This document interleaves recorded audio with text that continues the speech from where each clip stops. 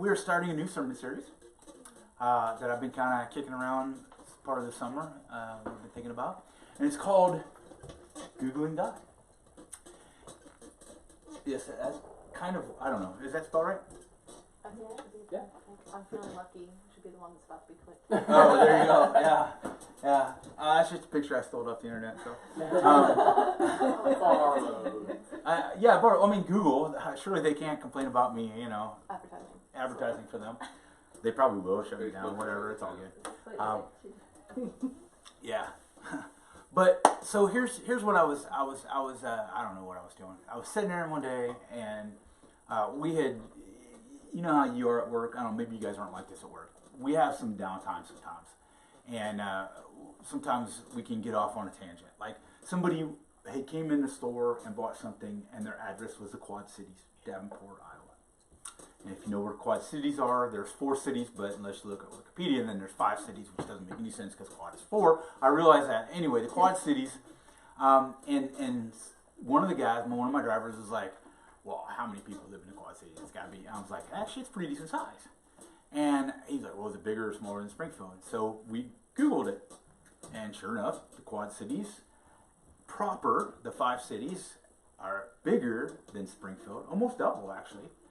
But the metro areas of the two, Springfield is bigger than the Quad Cities. So it's kind of funny that way. Anyway, that doesn't matter at all in the scheme of life. But, you know, we Googled it, right?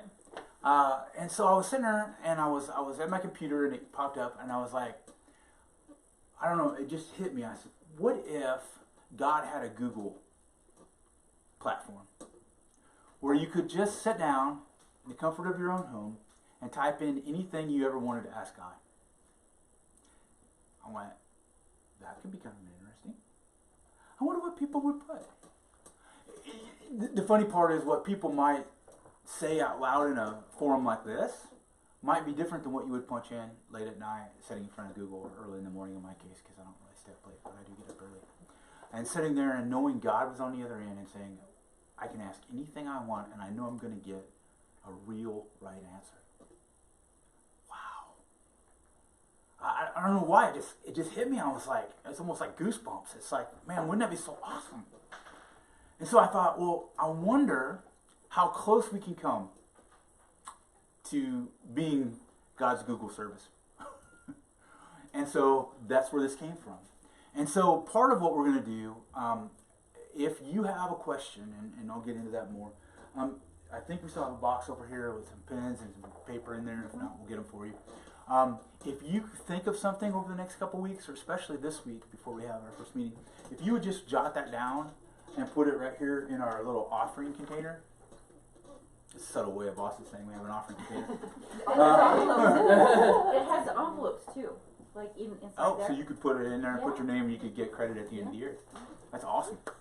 But if you just want to drop that in there, or you want to, you know, and you can do that anonymously, or you can text me, or you can Facebook me, or you can, I don't know, whatever. Ask you in person. You could ask me in person. You could call me. You could.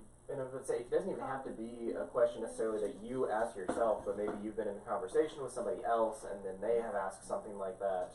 And even if you know the answer, but you feel like other people might want to hear it, you know, Definitely. submit those as well. Definitely. So I thought this was interesting, right? I ran across this week. You know how Google or whoever, when you put it, you start to write an answer, or you start to write a question, and it fills it in? Yeah. There's a whole formula that it uses for that, and it doesn't mean that it's actually the largest search, but it somewhat is. And so I thought this was interesting. You ready? All right, here's some top things that people like Googled about God, right? Here we go. I love these. Why does God hate me? Why does God allow evil? Why does God allow suffering? Why does God love me? Why does God love us? I thought those were good. All right, so then if you put in how often, or, whoops, I didn't get the next one somehow. How does God discipline? How does God look like? How does God see me? How does God speak to us? How does God reveal himself?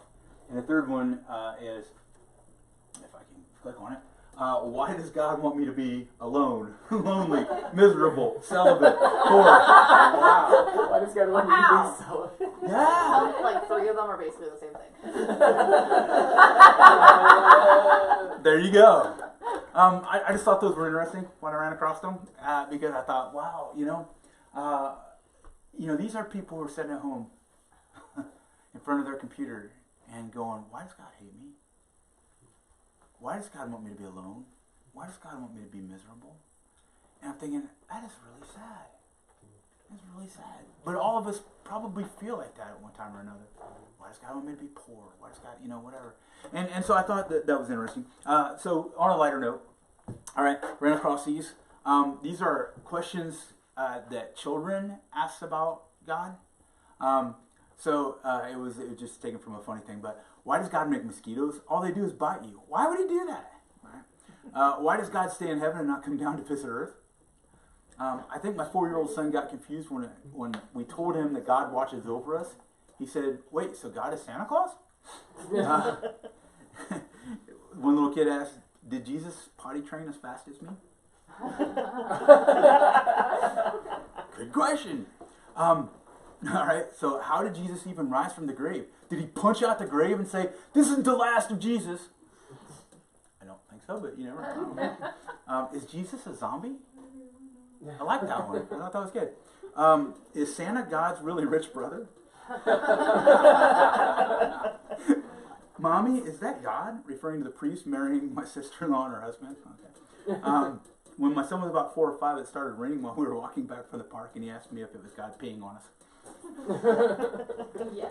Questions kids ask. I had to throw that one in there. There were more, but anyway, those are the ones I picked. So we're going to kind of be looking at this a little bit, and I just kind of want to, today is just kind of more a setup than it is really getting into anything deep. I've already been given a couple questions that people have asked, and so we've got a good start on this. We need more. Here's the thing, we may not answer all of them, and I'll get into that more later, because some of them might be more opinion from me than they would be actual biblical answers. And so we're only going to do the ones that we can find hard biblical answers to, because otherwise, like I said, it's just opinion.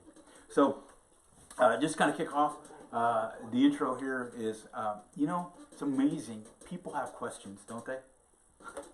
I remember when the kids were little. You guys, if you're adults and you have kids, you probably remember when your kids were like 2, and everything was why.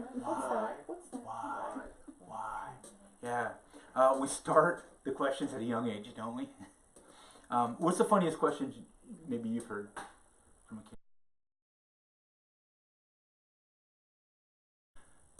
Maybe you guys remember, I remember when I was a kid and I would ask questions, and after about the 127th question, my parents would try to throttle back the questions. Right? It's like, hey, how about we don't ask any more questions till after lunch? Or how about we don't ask any more questions today, and we'll start back tomorrow. I think my mom just went with because God made it that way at some point. Give you a pat answer. But at some point, we're kind of told not to ask so many questions, aren't we? But we're kind of basically told to throttle back to questions, right? And sometimes I know, maybe not said expressly, but sometimes we're sometimes flat out told, or sometimes eloquently told that our question is dumb or stupid. That's just a dumb question. Teachers who say there's no such thing as a dumb question, only and it's like, but then they turn around and go, that's a dumb question. Because I can come up with some pretty lazy stuff. What's that? I've never done that. No, I'm sure you haven't. Not out loud. That you have in the teacher's lounge, though. So after a while, whether it's at church or at home or wherever, maybe even at school, sometimes we can almost become afraid to ask a question, thinking that somebody's going to either think it's dumb or stupid, or we should know the answer or whatever. And so we look for answers anonymously. Googling God. We start trying to find some answers, and it's crazy. So where do we find answers? Where do you, if you're looking for an answer to something, where do you go? Yeah. So we use, Google, we use books, we use TV, Friends, family, church, Bible, all of those things, right? Is where we kind of go to find answers. And let me ask you this question. Why does it make a difference where we go for the answers?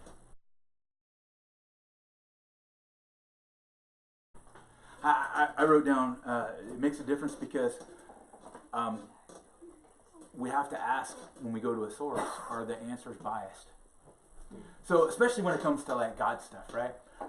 If you grew up Baptist and then you grew up Church of God like I did, or Nazarene, a lot of people understand that more than they understand what Church of God is.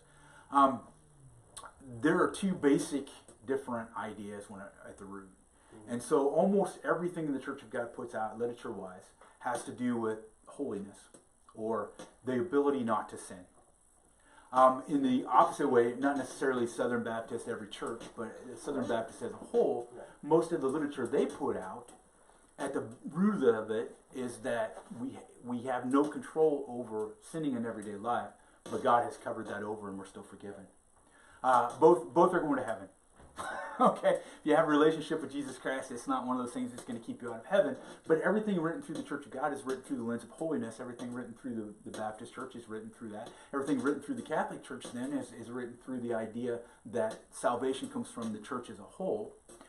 Everything written through, you know what I'm saying?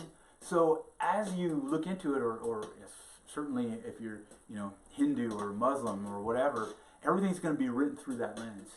And so you may get an answer that sounds very similar when you say, where does God come from? At the same time, you may get a completely biased answer that's written through the lens of something. And so it makes a big difference. So you have to ask, are the answers biased? The second thing you have to ask is, are the answers based on popular opinion for the day?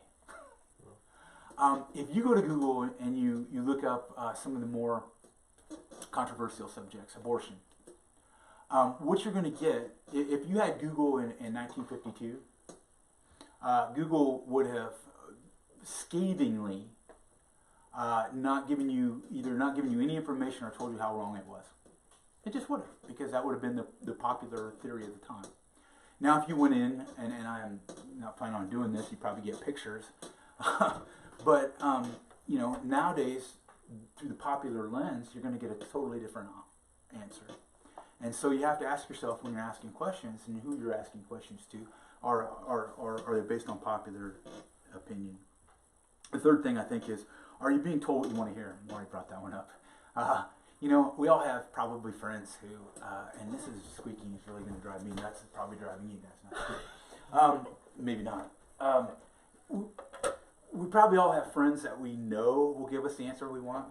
Do I look fat in these jeans? No, it's not the jeans that make you look fat. Those kind of things. And then we've got people who tell us the truth, and sometimes it's brutal. So we tend to, or maybe you don't.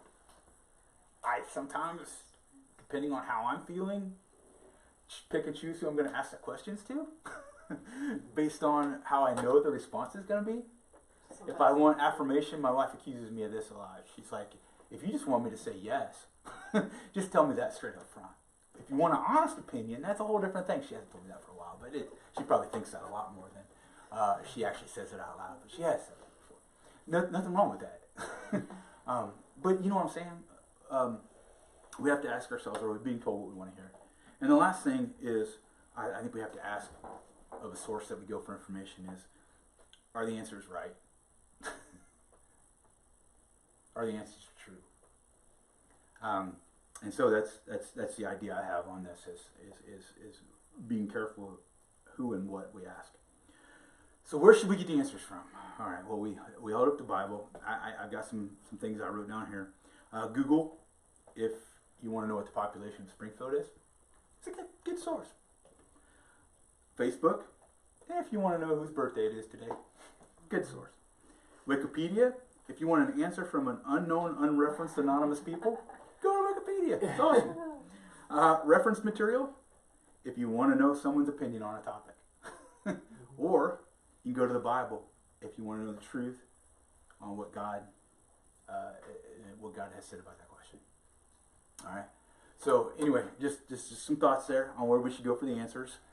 So if we're going to go to the Bible, I got to ask the question: how do we know the Bible's true? Because the world teaches us there's no absolute truth. That what you believe is right for you and what I believe is right for me, and I can't tell you what's right and you're not going to tell me what's right, and we're all just going to live happily ever after. How's that working out for us right now? Working great, isn't it? Yeah, there's absolutely no strife in our country these days. We won't get into that. But it really, I love oh man, I'll remember exactly the scripture verse right now. I don't have it written down because I wasn't thinking of it. But it's like Malachi or some one of those. It says, have the messenger write the note down plainly.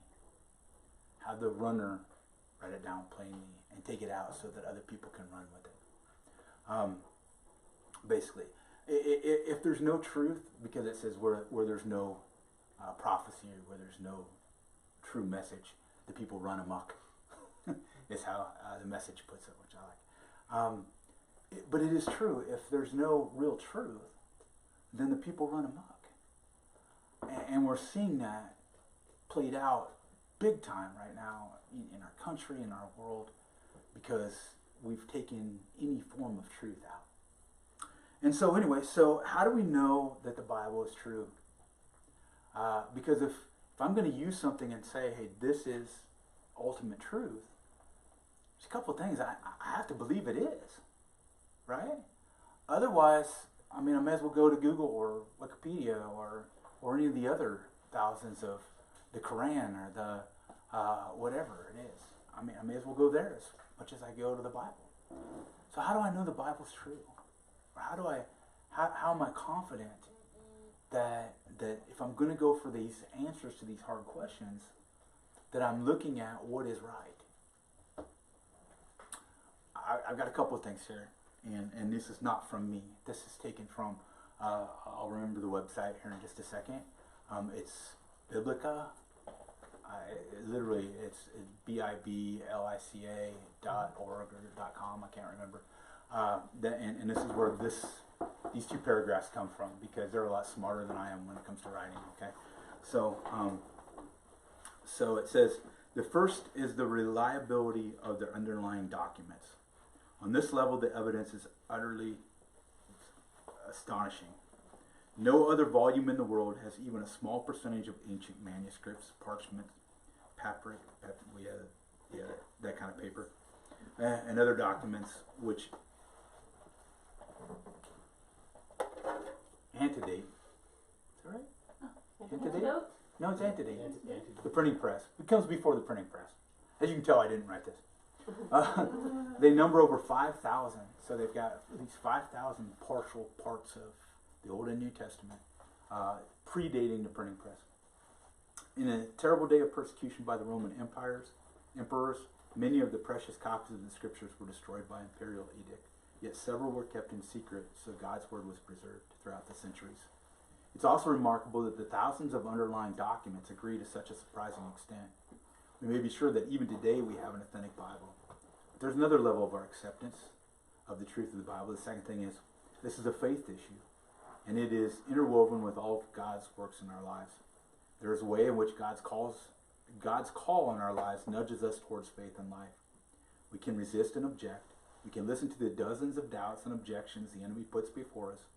As Dr. Bill Bright has said, for those who do not believe the Bible, it is not because they are unable to believe, rather they are unwilling to believe. But as we are open to God's voice, we hear his mandate growing more clear as he calls, believe. This is the level beyond mere factual analysis. It is the level of faith where we finally respond, I believe, help my unbelief. I just like the way they put that. I read several different statements from Focus on the Family and what's Ken Ham's, and I mean I read a bazillion of them trying to get one that I thought was fairly concise. If you want more information on that, please see me. I'd be happy to drop about 7,000 documents in your Docs to Go or Google Docs, and you can read through them all. But it comes down to two things. One is there's no other book in the world that has as much empirical evidence that is unchanged over the course of 2,000 years. or even 1,500 years, or 1,000 years, like the Odyssey and the Iliad, which is completely changed. There's just nothing else like that. And there's never been anything proven wrong in it as far as dates go, archaeologically. The second thing is that if you're a follower of Christ, belief plays a huge portion in that, doesn't it?